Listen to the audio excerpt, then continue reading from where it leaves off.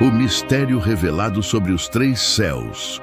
Quando ouvimos falar sobre os três céus, logo imaginamos camadas distantes, esferas inalcançáveis e reinos invisíveis que só serão revelados no futuro eterno. Mas, e se a realidade for ainda mais profunda e próxima do que podemos imaginar? E se o paraíso, tão proclamado nas Escrituras, não estiver apenas acima, mas também entre nós, velado por uma dimensão espiritual que nossos olhos naturais não conseguem perceber? Muitos acreditam que o céu está distante, mas a palavra de Deus revela algo muito mais surpreendente. O céu invisível está presente agora, separado apenas por um véu que poucos ousam reconhecer. Essa realidade celestial não é um conceito simbólico ou filosófico, mas uma dimensão concreta e ativa que se move paralelamente à Terra, como se o mundo físico estivesse imerso em um campo espiritual vivo. O apóstolo Paulo, ao escrever sobre o terceiro céu em sua carta aos Coríntios, não apenas confirma a existência de múltiplas camadas celestiais, mas sugere que há níveis de revelação que ultrapassam o entendimento humano. Contudo, essa estrutura não é restrita ao futuro. Ela se manifesta em parte na história de homens e mulheres que, ao longo das Escrituras, tiveram seus olhos abertos para ver o que normalmente está oculto. Em 2 de Reis, capítulo 6, versículo 17, o profeta Eliseu ora para que Deus abra os olhos de seu servo. Quando isso acontece, ele vê o monte ao redor repleto de cavalos e carros de fogo.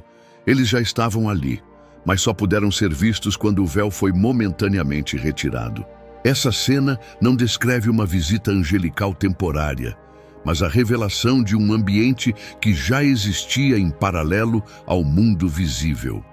É como se Deus dissesse: não é que os céus vieram até você, é que você está dentro deles sem perceber. Essa mesma ideia aparece em João capítulo 1, versículo 51, quando Jesus diz a Natanael: em verdade vos digo que vereis o céu aberto e os anjos de Deus subindo e descendo sobre o Filho do Homem. O céu se abre não por estar distante, mas por estar presente e oculto. Os céus são realidades que coexistem, e não apenas esferas hierárquicas no alto. Eles envolvem a terra, tocam o tempo e se revelam no momento e no lugar determinados. Por Deus, Lucas, capítulo 2, versículo 13, também revela isso. No campo, enquanto os pastores cuidavam de seus rebanhos, uma multidão celestial aparece subitamente, louvando a Deus. Não é dito que os anjos desceram dos céus, mas que apareceram ali. A glória estava ao redor e se tornou visível por um instante. O véu que separava os dois mundos foi rasgado temporariamente. Essa compreensão muda tudo. O paraíso não é apenas um destino, mas uma presença. O céu não é apenas futuro, mas também presente. Os três céus não estão empilhados verticalmente como camadas distantes, mas se entrelaçam espiritualmente com a criação. O primeiro, céu, visível aos olhos, é apenas uma sombra do que está acima. O segundo, onde ocorrem as batalhas invisíveis, nos cerca com realidades que influenciam o mundo natural. E o terceiro, morada do Altíssimo, é o trono eterno de onde flui toda a santidade. É esse véu que separa a percepção humana da realidade divina. É essa barreira invisível que nos impede de compreender o quanto estamos rodeados por sinais, presenças e glória. Muitos vivem como se os céus estivessem fechados, quando, na verdade, estão apenas encobertos. O véu é mais espiritual do que físico e pode ser tocado por oração, fé, santidade e entrega. Assim como Eliseu orou para que os olhos do seu servo fossem abertos, ainda hoje é possível clamar para ver além da superfície do mundo. O que chamamos de sobrenatural não é distante, é apenas oculto. O que chamamos de milagre não é uma quebra das leis naturais, é a manifestação do reino que já está entre nós. Jesus não veio apenas anunciar um céu futuro, mas declarar que o reino de Deus já havia se aproximado. Isso não significa que vivemos no paraíso, mas que o paraíso já se manifesta em fragmentos quando o véu é levantado. E à medida que entendemos essa proximidade, começamos a perceber que os céus não são estáticos. Eles se movem, se manifestam e aguardam o momento certo para serem revelados por completo. Porque o que está por trás do véu é apenas o início do que será plenamente visível quando a última porta se abrir. 3 céus, 3 portas, nem. Todos os céus são iguais e nem toda experiência espiritual conduz ao mesmo destino. A Bíblia não apenas fala sobre o céu, mas revela que existem 3 céus distintos, cada um com uma função espiritual, um propósito eterno e uma exigência específica para quem deseja compreendê-los.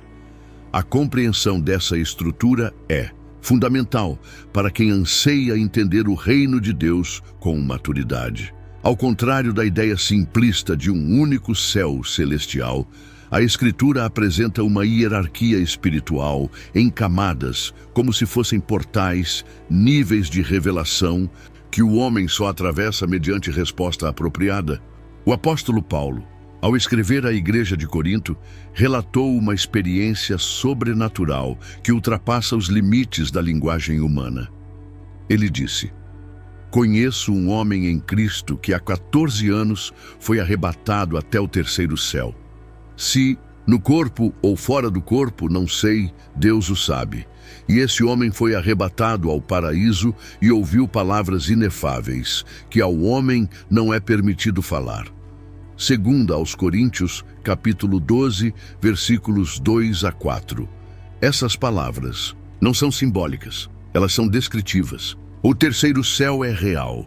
É o lugar onde Deus habita em sua plenitude e onde o apóstolo ouviu aquilo que não se pode repetir com palavras terrenas. Se há um 3º céu, então há um 2º e um 1º. Essa ordem implícita é confirmada ao longo das Escrituras. O 1º céu é aquele que todos os olhos veem, o firmamento visível que cobre a terra.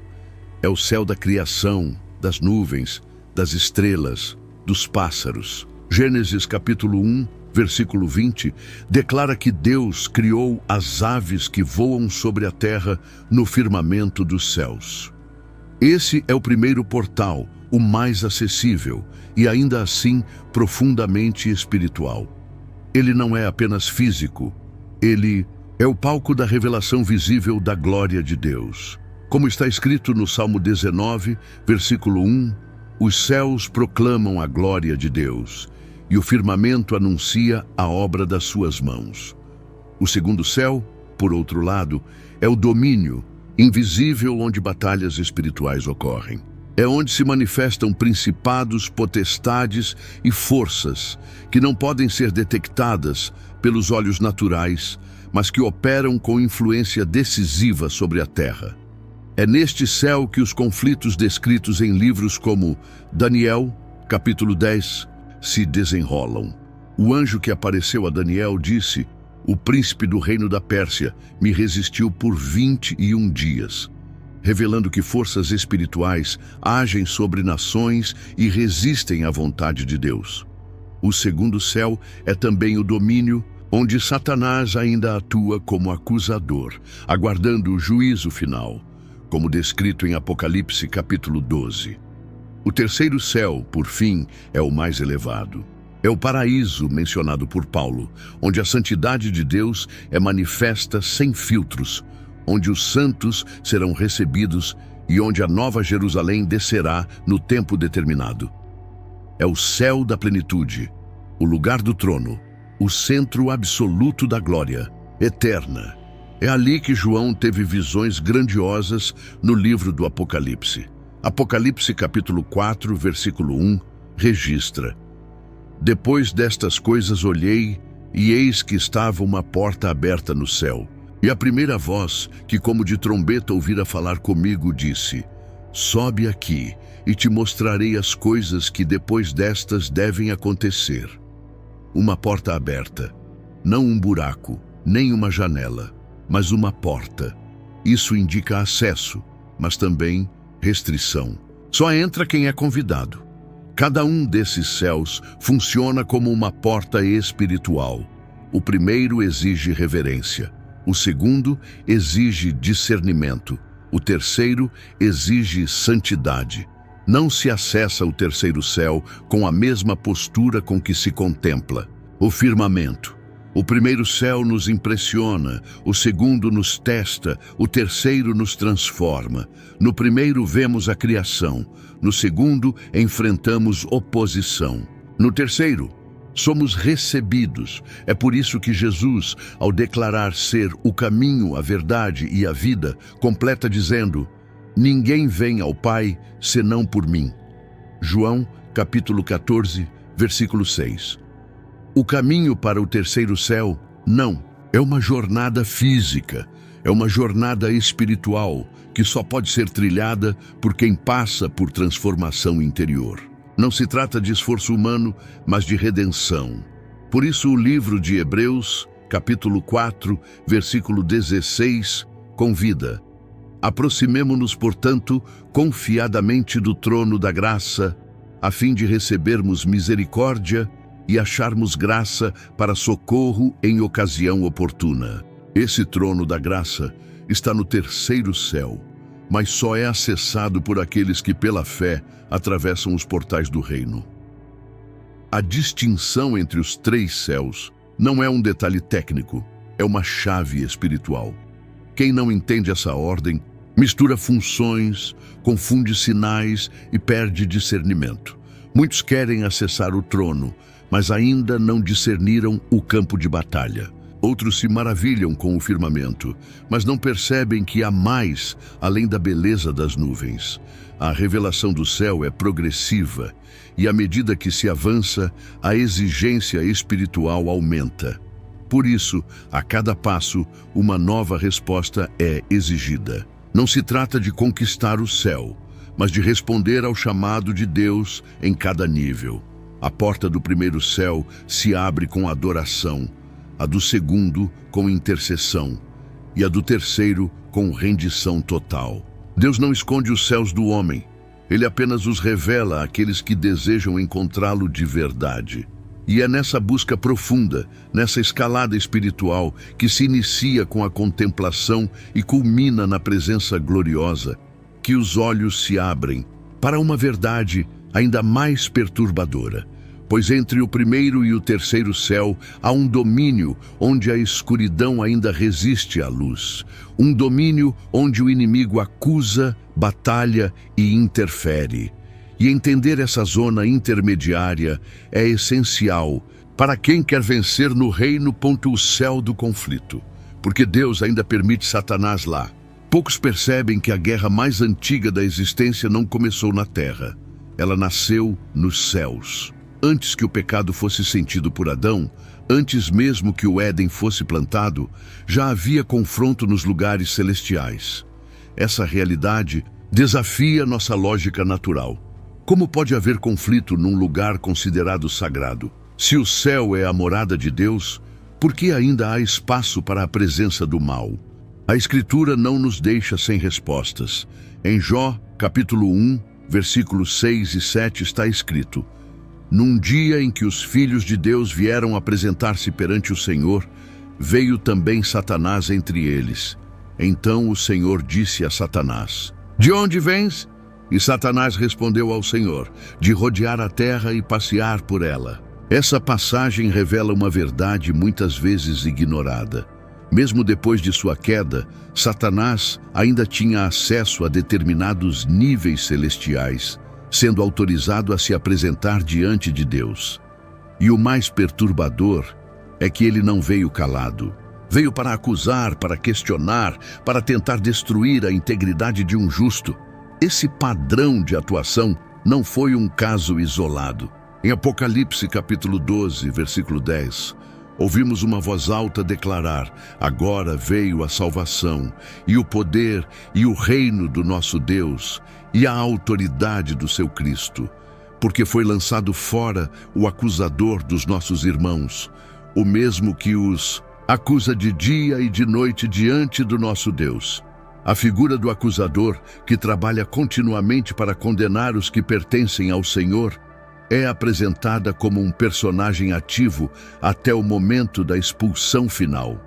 E esse evento, apesar de declarado, ainda é profético. Ou seja, até que essa expulsão se concretize, Satanás ainda atua em esferas celestiais com acesso autorizado, embora limitado.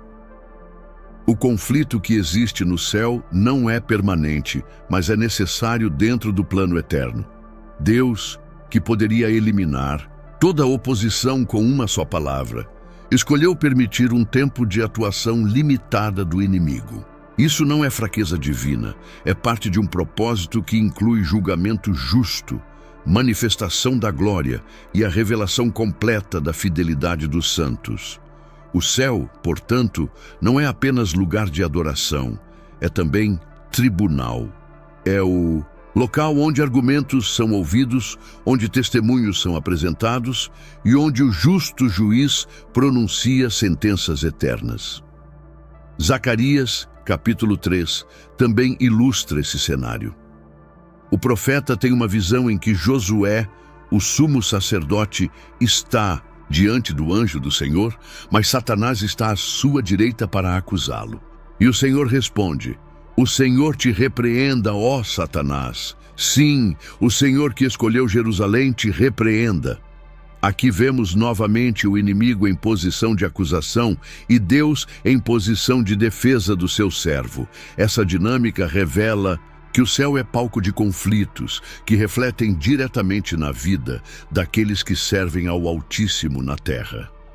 Muitos imaginam que Satanás está confinado ao inferno, preso em correntes eternas, mas a Bíblia é clara. Ele vagueia livremente. Pedro o descreve como um adversário que anda em derredor, como leão que ruge, procurando a quem possa tragar. 1 Pedro, capítulo 5, versículo 8. O livro de Apocalipse, capítulo 20, versículo 10, mostra que sua condenação definitiva ao lago de fogo ainda está por vir. Isso significa que até lá, sua influência espiritual ainda está ativa. E parte dessa atuação acontece nos céus, onde tenta interferir no que Deus está realizando. Esse conhecimento, longe de causar medo, deveria despertar discernimento.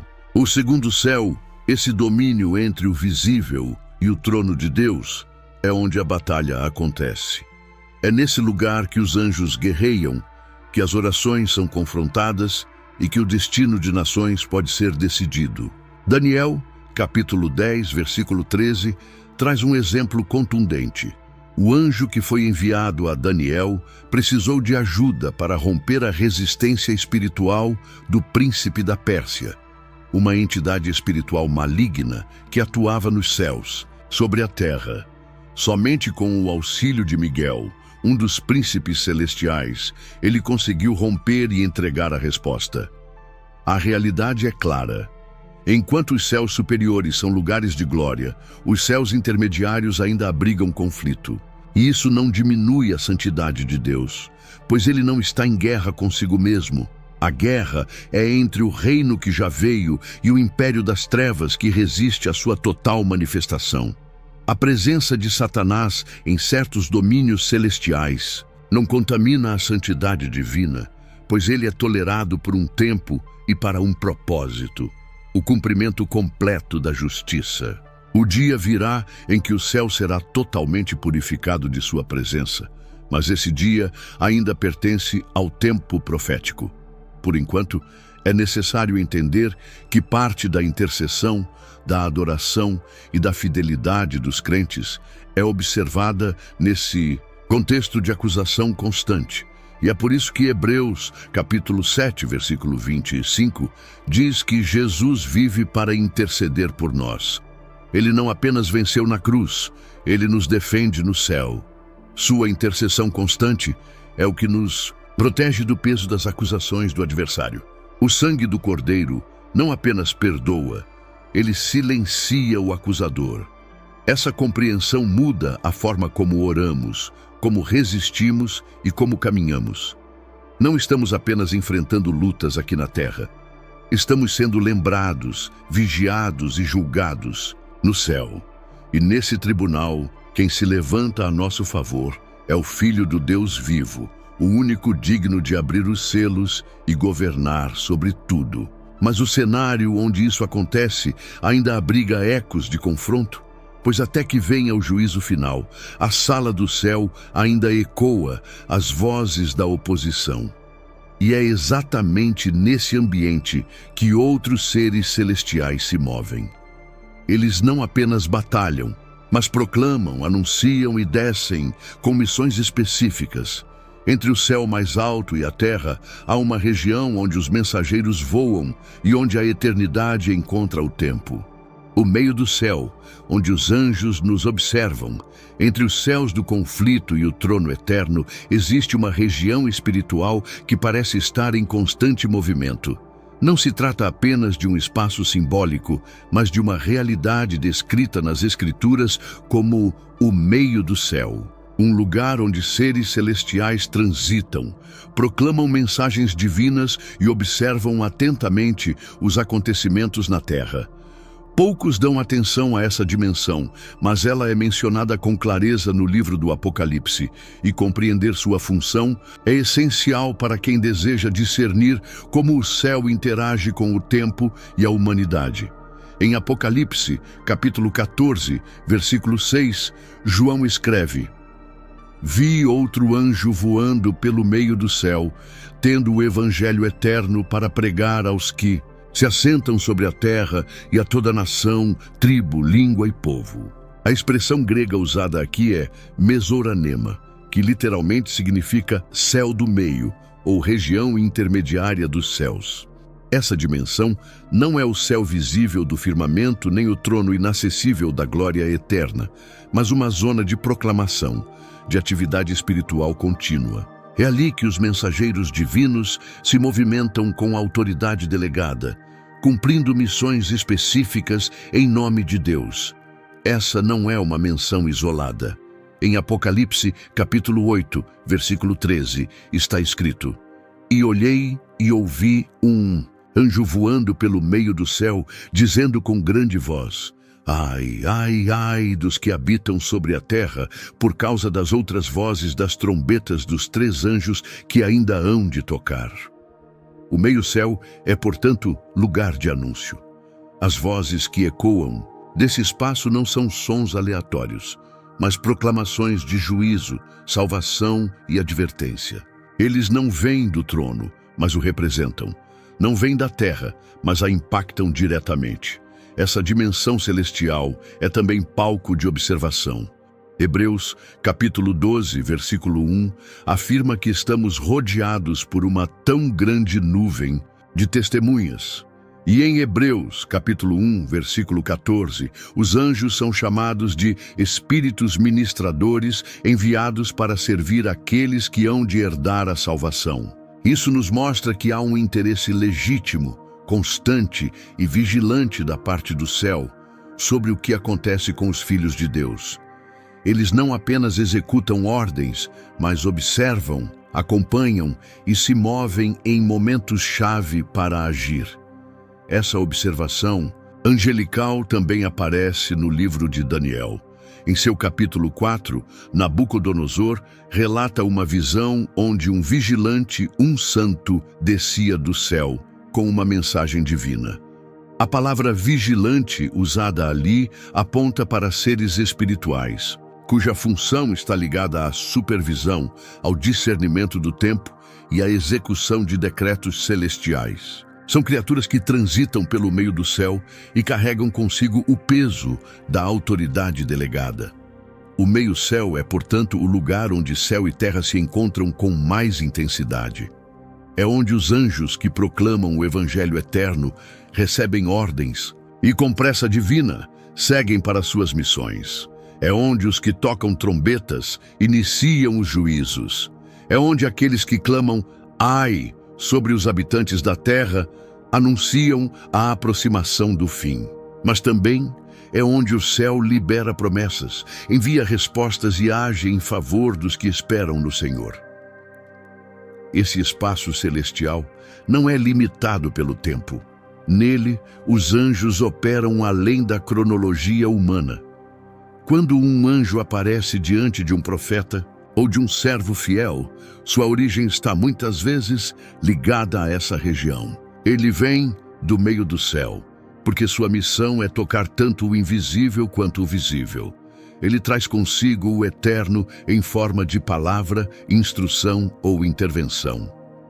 O anjo que visitou Maria, o anjo que apareceu a José em sonho, o anjo que libertou Pedro da prisão, o anjo que fortaleceu Jesus no Getsêmani, todos eles manifestam uma lógica parecida, surgem de forma inesperada, mas com propósito claro.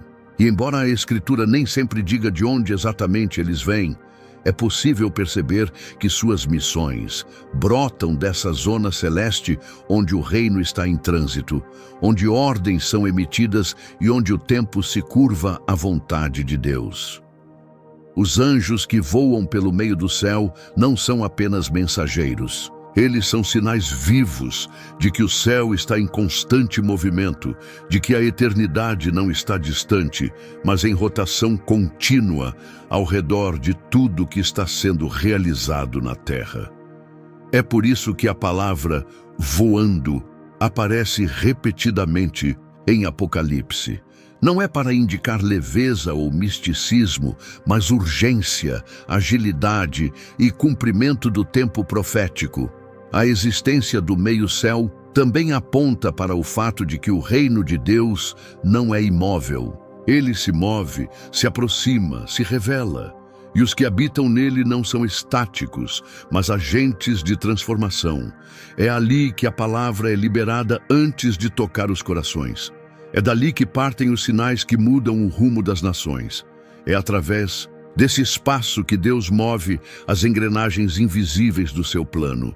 E enquanto esse movimento ocorre, os olhos celestiais seguem atentos. Pois a partir desse lugar, o céu observa, registra e age. Nada passa despercebido, nenhuma oração é ignorada, nenhuma lágrima é esquecida. Do meio do céu, a justiça desce, a resposta chega e a eternidade toca o tempo. Mas os anjos que observam e proclamam não estão sozinhos. Outros habitam regiões ainda mais elevadas, seres que não apenas voam, mas permanecem diante do trono, cobertos de glória, imersos na santidade. E entre eles há uma diversidade quase indescritível. Habitantes do paraíso. Nem todos os seres são iguais. Antes de continuarmos, se este conteúdo tem abençoado sua vida, curta, comente e compartilhe.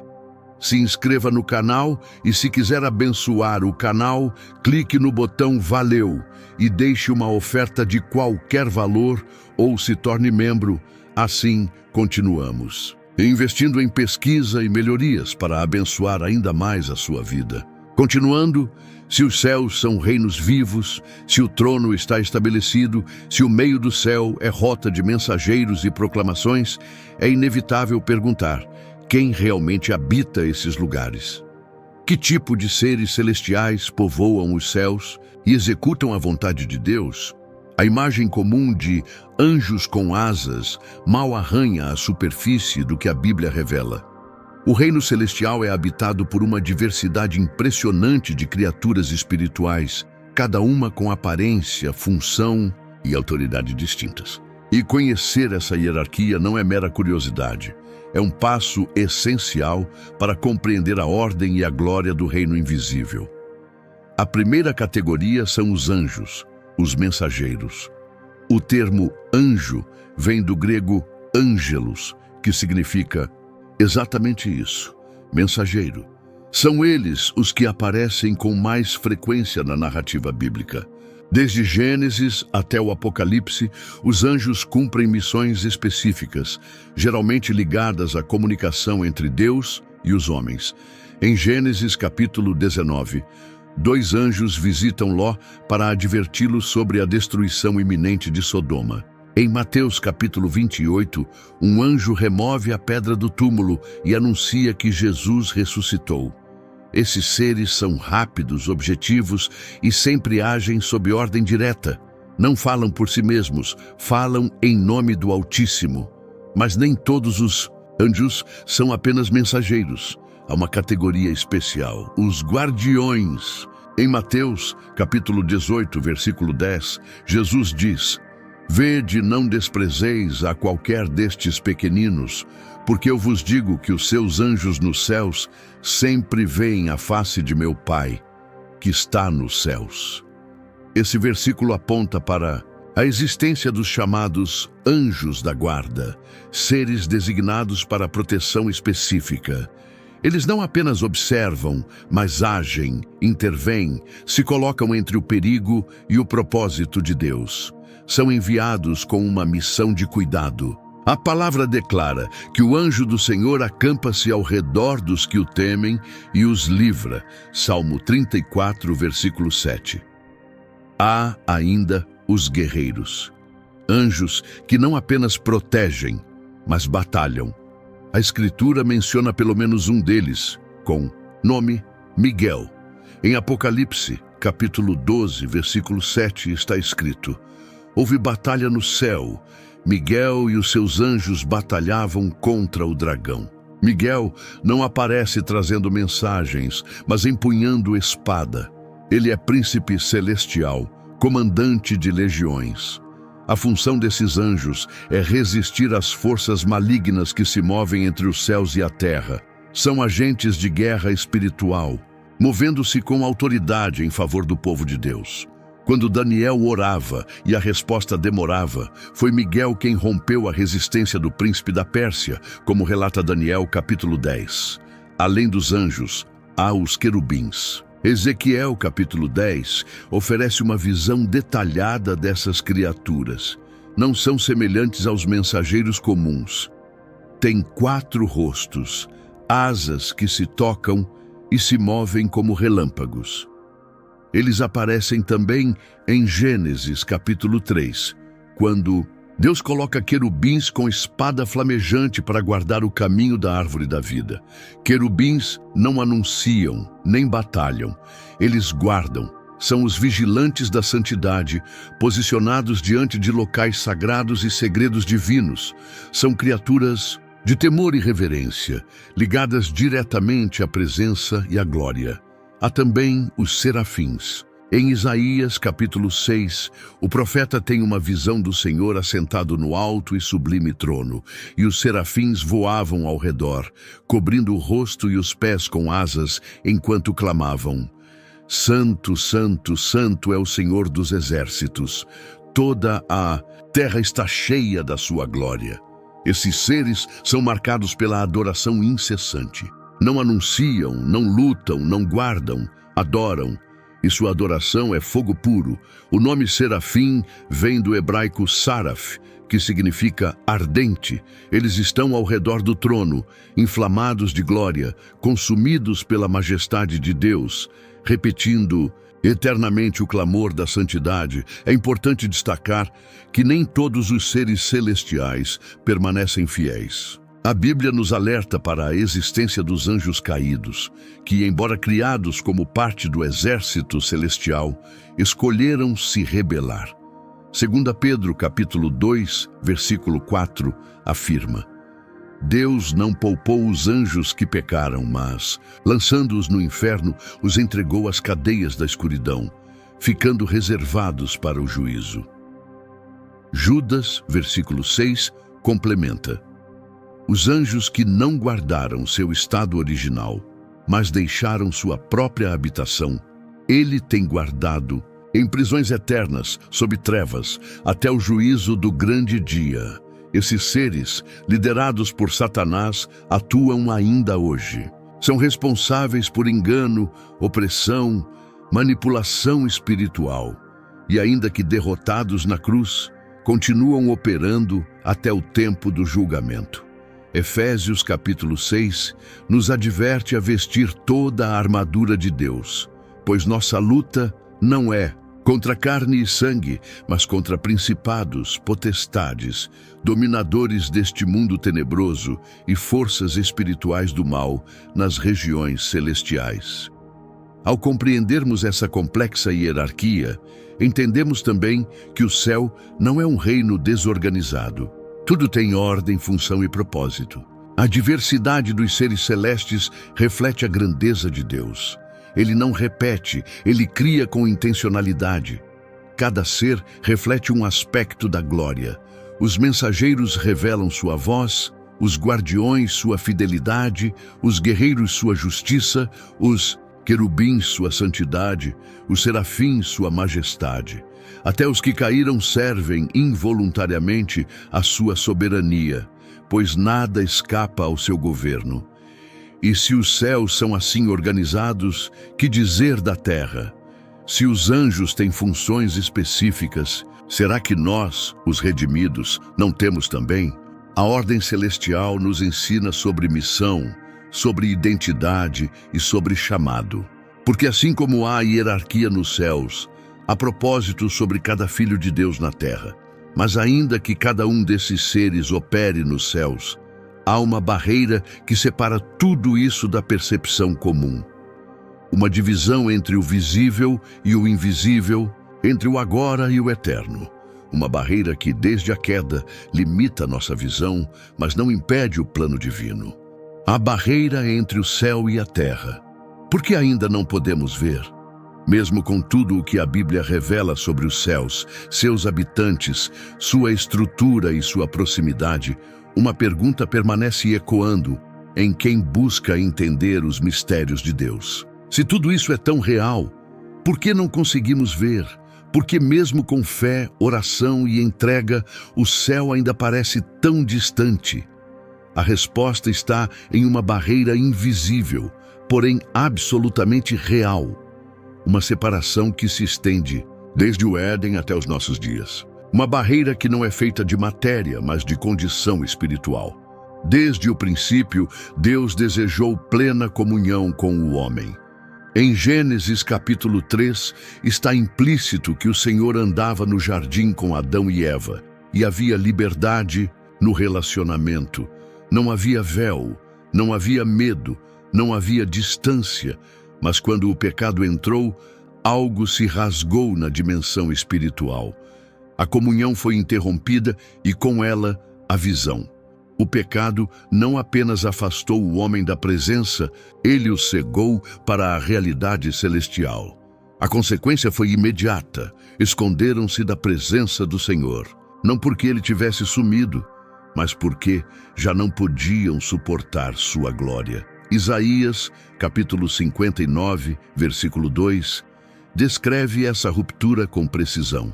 As vossas iniquidades fazem separação entre vós e o vosso Deus, e os vossos pecados encobrem o seu rosto de vós, para que não vos ouça. A separação entre céu e terra não é geográfica, é moral, é espiritual. A barreira que impede o homem de ver os céus não está nas nuvens, mas na alma. É o pecado que cobre os olhos, que obscurece a mente, que endurece o coração. Por isso Jesus declarou em João capítulo 3, versículo 3, se alguém não nascer de novo, não pode ver o reino de Deus. O verbo usado ali é ver. Não entrar, não participar, mas ver. O novo nascimento é uma restauração da visão espiritual. Essa visão está profundamente ligada à pureza interior. Em Mateus, capítulo 5, versículo 8, Jesus afirma, bem-aventurados os limpos de coração, porque eles verão a Deus. O céu não se esconde de todos, ele se oculta dos que vivem com os olhos voltados apenas para este mundo. Os que se rendem, os que são lavados, os que buscam ao Senhor com integridade, recebem vislumbres. Eles veem o invisível, como Moisés, que permaneceu firme, como quem vê aquele que é invisível. Hebreus, capítulo 11, versículo 27. A Escritura revela que muitos homens e mulheres de Deus viram o céu com os olhos espirituais. Estevão, em Atos, capítulo 7, enquanto era apedrejado, levantou os olhos e declarou: Eis que vejo os céus abertos e o Filho do Homem em pé à direita de Deus. Ele não estava em transe, nem teve uma visão simbólica. Ele viu a realidade que já estava ali, mas que permanecia oculta aos outros ao redor. Por quê? Porque sua vida estava rendida, seu coração estava limpo e sua fé o conectava à eternidade. Ainda assim, mesmo os que caminham com Deus hoje, em muitos momentos, sentem o peso da separação.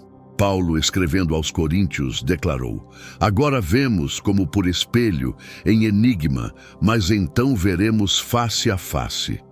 1 Coríntios, capítulo 13, versículo 12. A limitação é parte do processo. Deus não nos mostra tudo agora, porque a revelação plena ainda está reservada para o tempo da glorificação. Somos como filhos em treinamento, sendo preparados para a herança. Se víssemos tudo agora, seríamos tentados a abandonar o tempo, a missão, a disciplina. Essa barreira, porém, não é intransponível. Ela pode ser perfurada em oração, afrouxada pela adoração, atravessada pelo Espírito. Muitos já experimentaram isso. Momentos em que a presença de Deus se torna tão tangível que parece que o céu desce à terra. Não é ilusão, é antecipação. É como se Deus permitisse vislumbres da glória futura para nos fortalecer na jornada presente. Contudo, o véu só será totalmente removido quando tudo for consumado.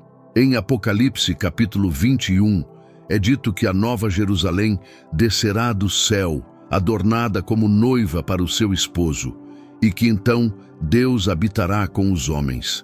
Nesse momento, não haverá mais separação, não haverá mais barreira. A voz de Deus será ouvida claramente e os olhos verão sua face.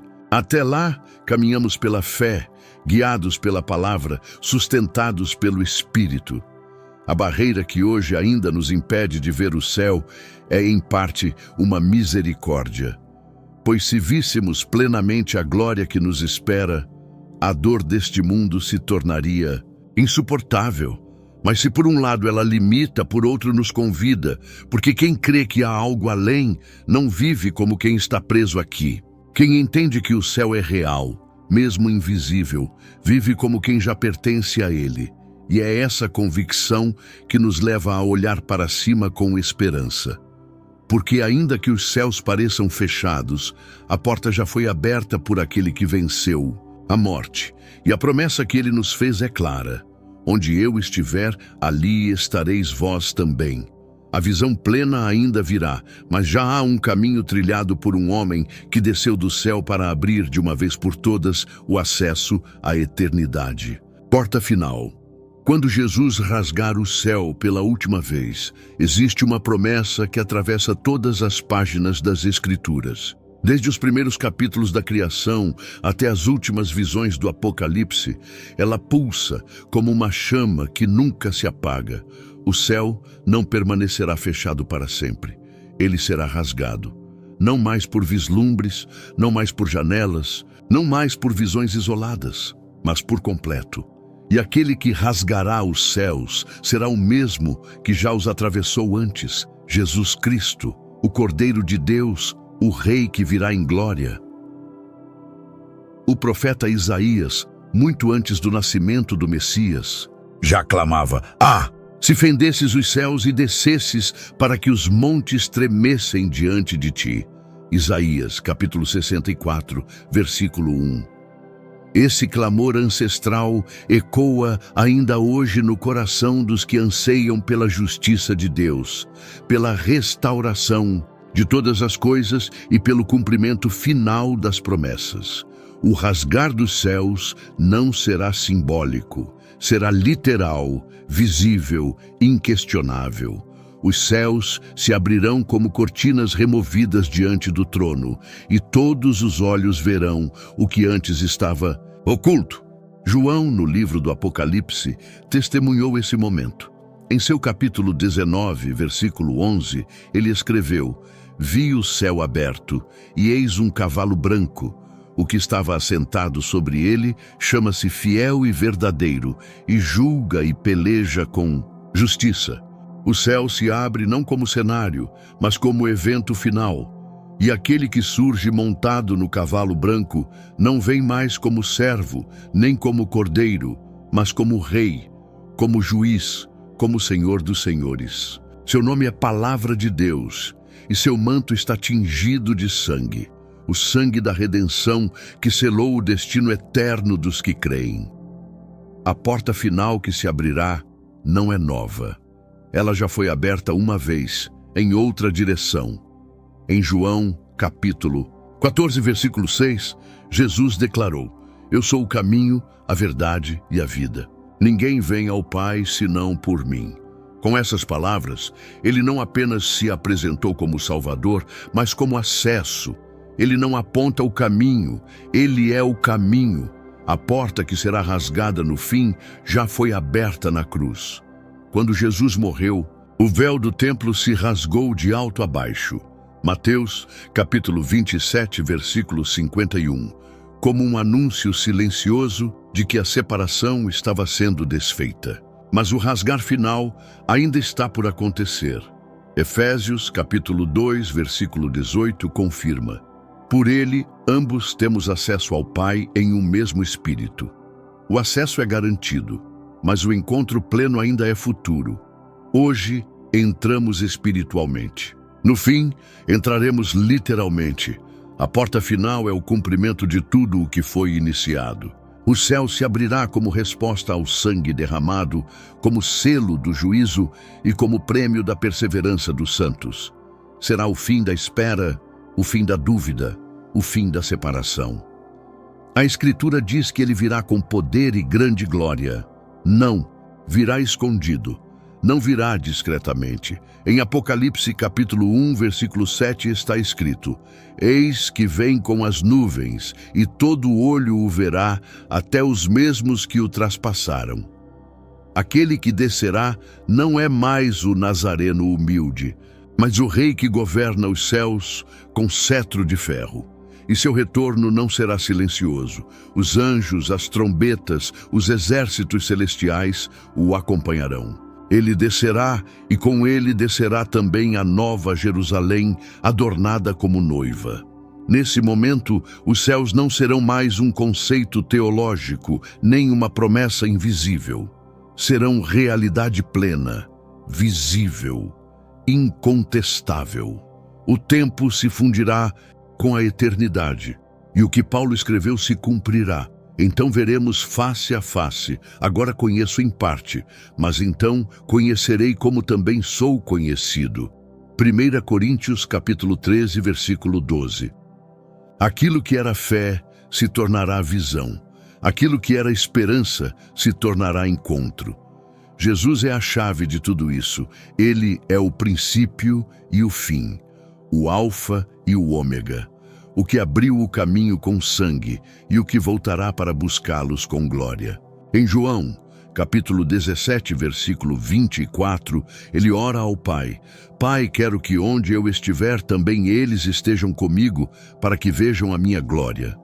Essa oração não é um desejo, é uma declaração de posse. Ele preparou o lugar e voltará para tomar para si os que lhe pertencem.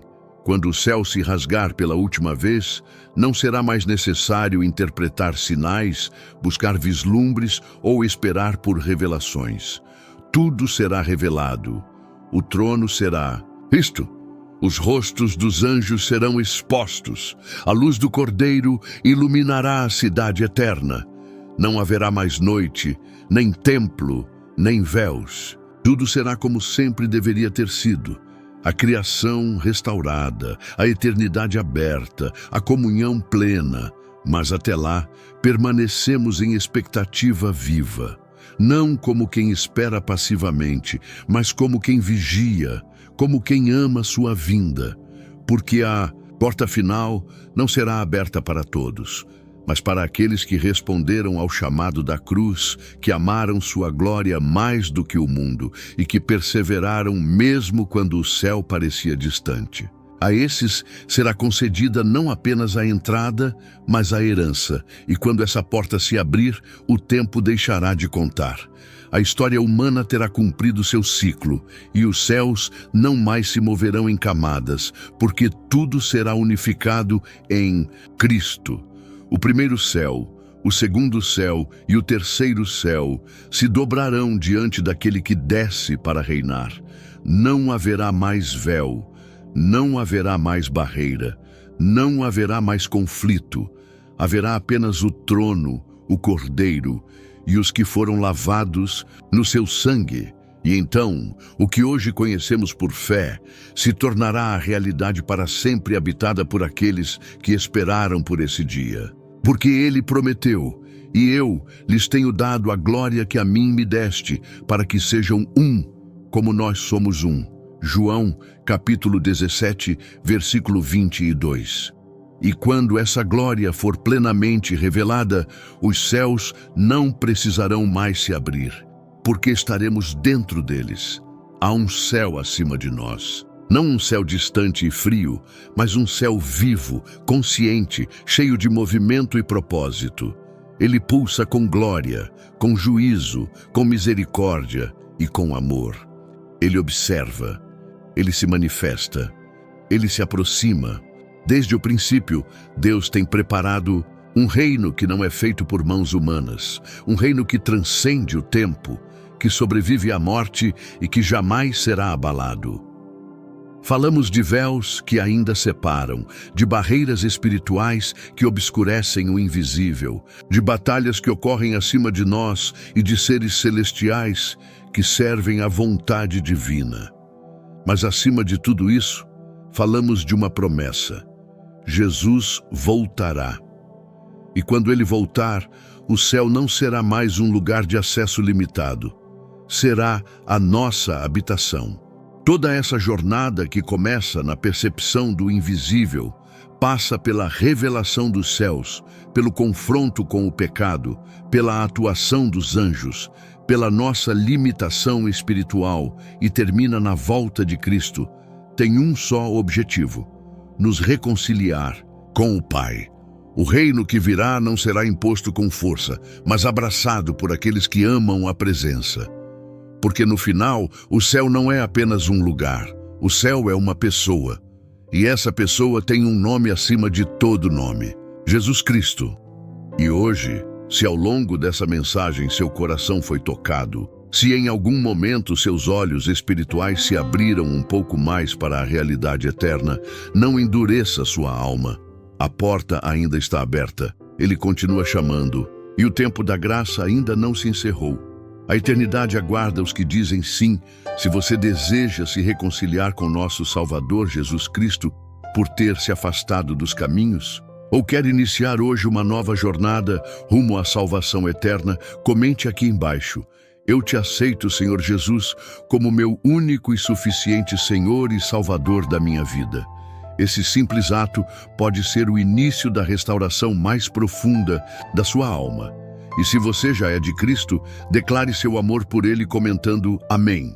Isso ajuda esta mensagem a alcançar mais vidas, mais corações, mais pessoas que talvez ainda estejam à margem dessa revelação eterna. Compartilhe esta mensagem com quem você ama, porque o céu é real e quando ele se abrir, queremos estar prontos. Até a próxima.